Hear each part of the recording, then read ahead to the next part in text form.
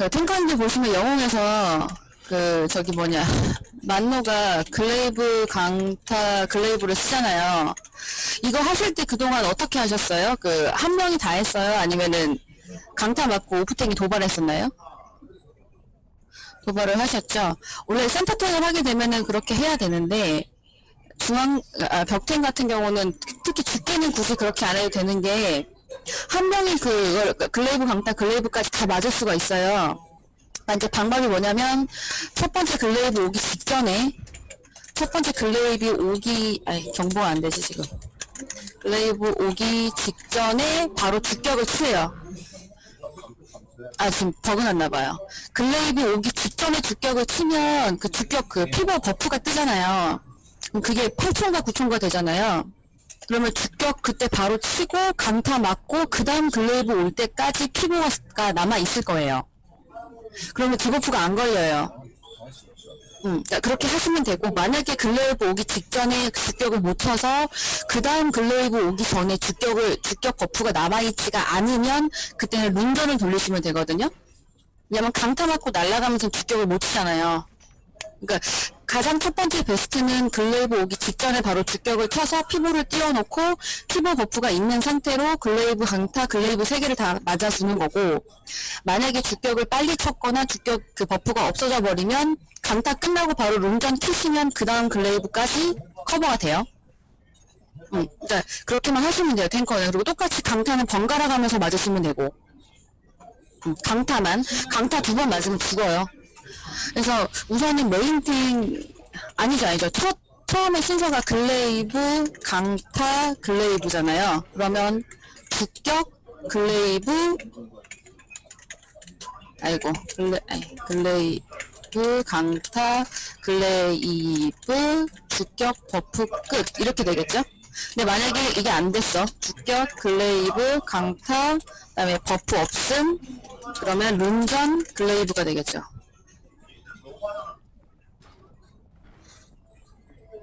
룬전 돌리고 647하는 거잖아요. 아니, 주격 못 쳐요. 강타 맞고 날아가면은 그 방어 행동을 못 하잖아요. 그러면은 그 다음 글레이브를 맞고 그 디버프가 걸리잖아요.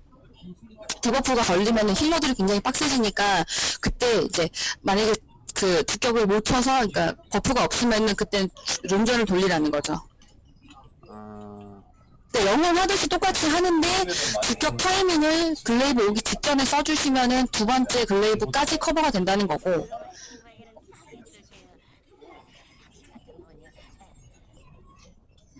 그렇게 되면 강타 때문에 안 되죠.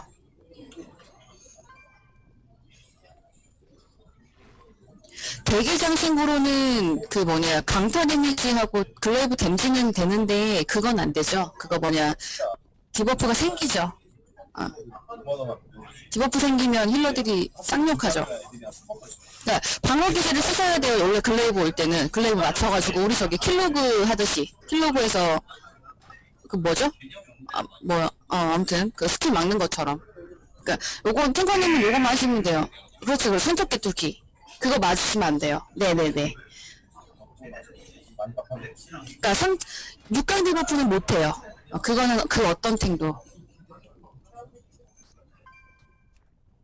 그렇죠. 교대는 해야 돼요. 그러니까 우선은 메인탱을 한번 정하시고요. 그 다음에 쫄탱을 정하세요.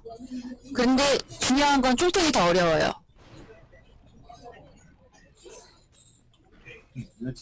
쫄탱이 더 어렵습니다.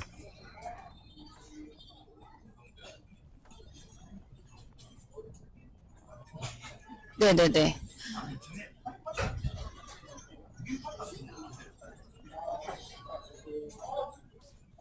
네.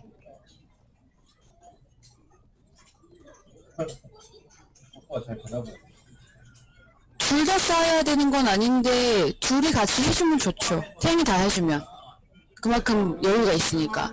제가 보기로 할 때는 제가 굴분 3명을 제가 다 지우거든요. 탱커가 생존기 다 써가면서. 근데 저희 법사 5이라.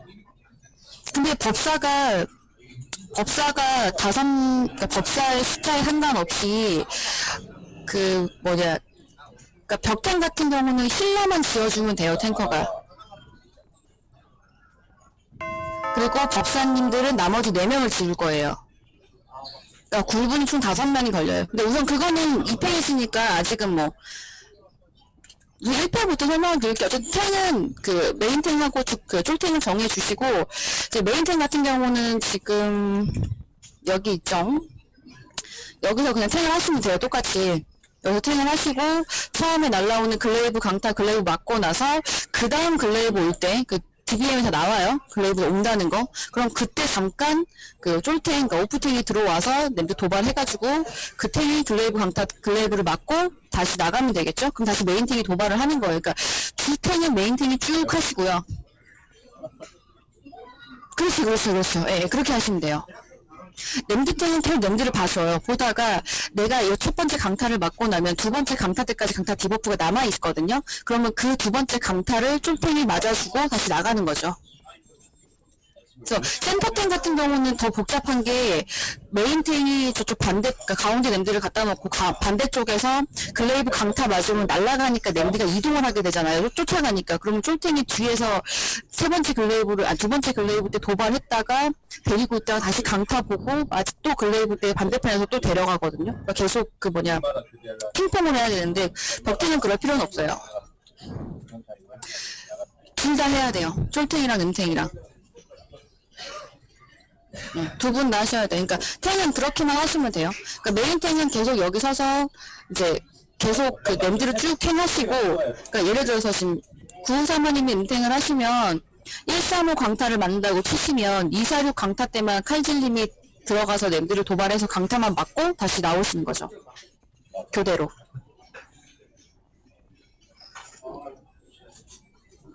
솔직히 글레이브는 누가 맞든 상관이 없거든요. 그렇죠. 네네네, 오프탱도. 네, 우선 1패 탱커는 그래요. 탱커는 그게 다예요. 처음부터 끝까지 그게 다고, 그 다음에, 그니까 쫄탱 누가 하실 거예요? 그거 먼저 정해주세요.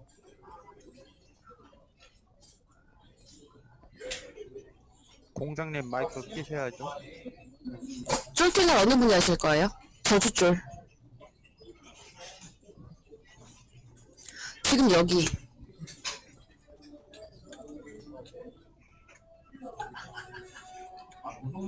나머지 벽들은 페이스가 바뀌면 다 없어져요. 마지막까지 남아있는 데가 여기에요.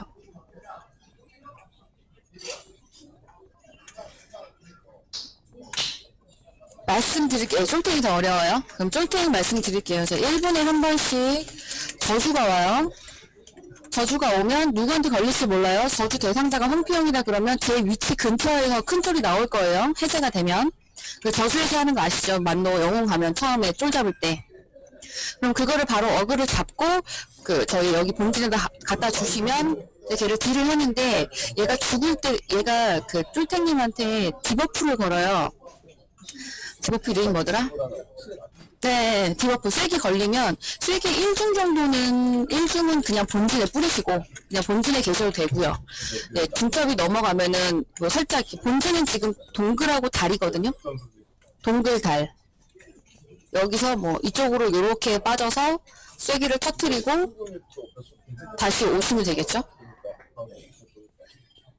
대신에 문제는 쐐기가 지금 1중이에요. 1중이면 본진에 터트려도 크게 무리가 없는데, 만약에 뭔가 이게 꼬여가지고 본진에서 데미지를 받으면 안 되는 상황, 그런 상황이 왔을 때는 무조건 나가셔야 돼요. 본진이 지금 동글 아니면은 달이에요. 달? 동글 달 둘 중에 하나인데, 그럼 본진이 여기 있으니까 칼질님이 요만큼만 빠져도 될 거예요. 한 요정도? 요 정도 빠지시면, 아니 반대로 가셔도 되고요. 그러니까 아니면 냄드 꼬리 쪽으로 가셔도 돼요. 한 이 정도까지 오면은 본진에 피해가 없을 거예요. 그럼 그 중간에, 그렇죠. 근데 이게 가끔씩 꼬일 때가 있는 게, 이게 쐐기가 그 쫄이 탱커님을 때릴 때마다죠. 예, 근데 이게 가끔 회피가 떠가지고 쐐기가 중첩이 안 되면서 쫄이 안 죽었는데, 그러니까 쫄이 칼질님을 안 때려가지고 쐐기 중첩이 안 되면서 쐐기가 터지는 경우가 가끔 있어요. 가끔. 쫄이 안 죽었는데도. 그러니까 그거는 뭐 그때그때 상황 봐서 뭐 나가실 수 있으면 나가서 푸시는데 아마 거의 못 나가실 거예요. 그거는 뭐 어쩔 수 없는 거라. 그래서 1분에 한 번씩 쫄 나오니까 그렇게 하시면 되고, 저주 같은 경우는 지금 저주가 1분에 한 번씩 오거든요. 그러니까 요거는 계속 나오는 거니까 말씀드릴게요. 막판에는 안 나와요. 그러니까 저주가 1분에 한 번씩 나오는데 저주 해제는 지금 복술님들밖에 안 되겠네요. 법사님들하고. 그래서 근데 복술님들이 전담으로 하시고요. 우선은 해제가 될 때 무조건 행동기가 들어가야 돼요. 그럼 지금 희손, 경계, 동글 아니면 달이요. 본체는 계속 왔다 갔다 할 거예요. 희손, 경계, 희손 하면 될 것 같아요. 자, 오저주까지 볼 거예요. 오저주. 희손, 경계, 희손이니까 저주가 뜨면은 바로 희손 넣고 바로 해제, 희손 넣고 바로 해제, 경계 넣고 바로 해제, 경계 넣고 바로 해제인데, 자, 어쨌든 그렇게만 알고 계시고요. 우선 어떻게 설명을 해야 되지, 브리핑을? 전투적으로 설명을 드릴게요. 연기 처음에 시작하면 얘 있죠. 얘 치면 전투 시작이에요. 근데 그 영웅처럼 얘네를 잡는 게 아니고 얘는 좀 더 사라지거든요. 그래서 그 버블을 쌓아야 된다거나 버프를 쌓아야 되시는 분들만, 그러니까 그 자원을 모으실 분들만 치시고, 양꾼 같은 경우는 향 터지니까 치지 마요. 물량만 드시고 대기하다가 얘 사라지고 나면 냄드가 가운데 팝업이 될 거예요. 그러면 탱커님이 바로 도발 땡겨서 여기까지 이렇게 끌고 오시면 돼요. 여기까지 끌고 오시고, 본진은 처음에 달에 있을 거예요. 달로 오세요. 그리고 달에서 동굴까지 관문 하나 깔아주세요. 관문 깔아주시고, 자, 이따 보면 이제 냄새가 나오면 100%죠. 자, 100%부터 65%까지가 1페이지예요. 자, 100%부터 65%. 그러면 전투 시작과 동시에 전반을 켜요. 딜반지. 전반을 키면 전반이 끝나기 전에 1저주가 와요. 1저주. 그러면 저주 해제하고, 저주가 바로 해제돼야 되거든요. 희선 놓고 바로 해제가 들어가면 전반을 킨 다음 님이 큰 쫄에 바로 붙어주셔야 돼요. 그렇게 해서 전반 데미지를 큰 쫄에 넣는 거예요. 이해되시죠? 근데 이게 전반만으로는 안 죽어요. 피가 한 20% 정도 남을 거예요. 그래서 저주가 나오면 우선 딜러들은 전부 다 큰 쪽을 타겟을 잡고 딜을 하다가 반지 들어가고 나서 마격을 쳐주셔야 되는데, 이게 왜 해야 되냐면, 자, 저주 쫄이 나오면 얘가 쓰는 스킬 중에 파멸의 징표인가요? 파멸의 징표라는 스킬을 쓰죠. 3명한테 거는 거.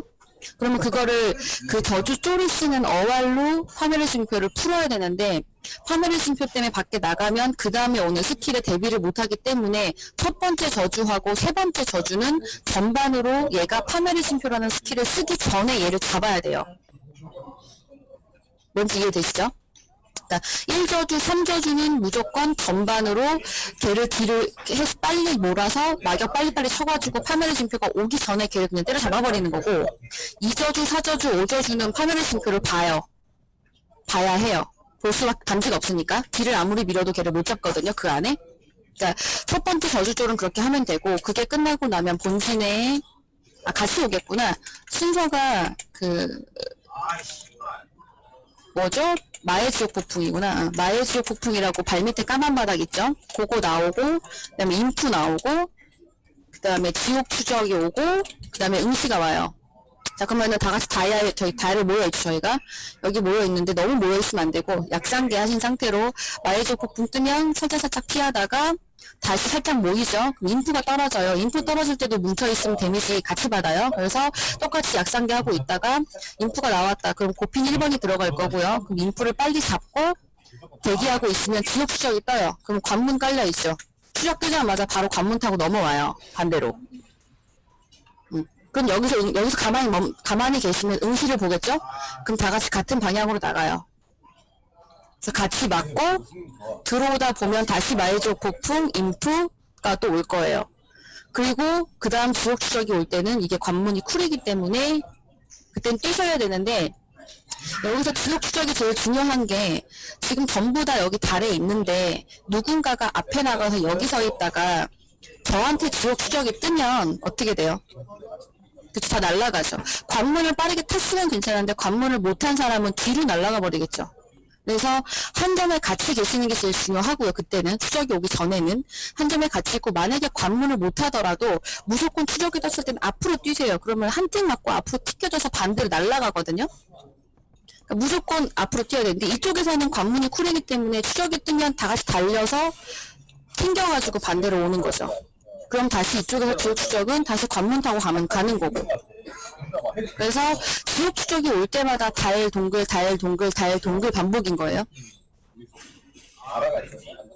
그렇게 하시면 되고, 그 다음에 그러면 1저주는 어차피 1저주 쪽은 어차피 전반으로 죽였기 때문에 저희가 굳이 상기할 필요는 없었어요. 근데 지금 1페이지에서 저희가 3저주까지 봐요.